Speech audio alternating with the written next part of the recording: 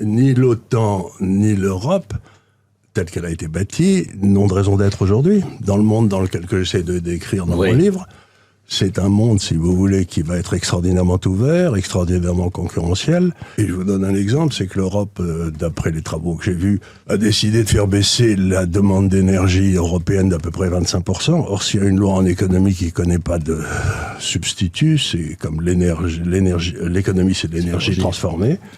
Eh bien, c'est simplement, si vous voulez, que si vous faites baisser la consommation d'énergie de 25%, le PIB baisse de 25%. Donc, l'Europe est en train de nous organiser une baisse du niveau de vie sans précédent. Et ils s'en cachent pas. Donc, c'est absolument extraordinaire parce que là, d'un côté, vous avez des esprits religieux et de l'autre, vous avez des esprits pragmatiques. Et les pragmatiques disent, mais foutez bien la paix aux gens, vous n'avez pas à dire ce qui est bon pour eux. Donc, si vous voulez, c'est exactement, on retrouve ce que disent Van et Trump. L'Europe est en train de devenir l'Union soviétique. On n'était pas copains avec l'Union soviétique, on ne sera pas copains avec vous. C'est ça. C'est d'ailleurs ce que disait Bukowski, un ancien dissident. Absolument. Nous avons vécu ce que vous allez vivre. L'Union soviétique était gouvernée par 15 personnes non élues qui se nommaient entre elles et qui n'avaient à rendre de compte à personne. Alors que l'Union européenne est gouvernée par 12 de personnes qui se sont choisies entre elles, qui se réunissent à huis clos, qui ne rendent de compte à personne et qui sont indélogeables. On pourrait dire que l'Union européenne a un parlement élu. Bien, l'URSS avait aussi une sorte de parlement, le Soviet suprême. Ils approuvaient sans discussion les décisions du Politburo. Tout, comme au Parlement européen.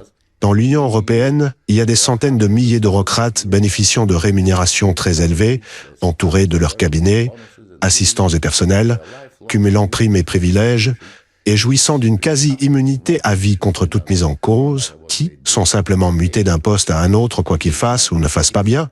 N'est-ce pas exactement comme le régime soviétique? L'Union soviétique a été créée par la contrainte et bien souvent par l'occupation militaire.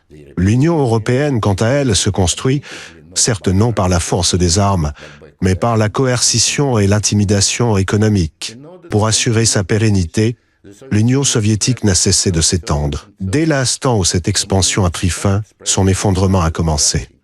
Et je soupçonne qu'il en va de même pour l'Union européenne.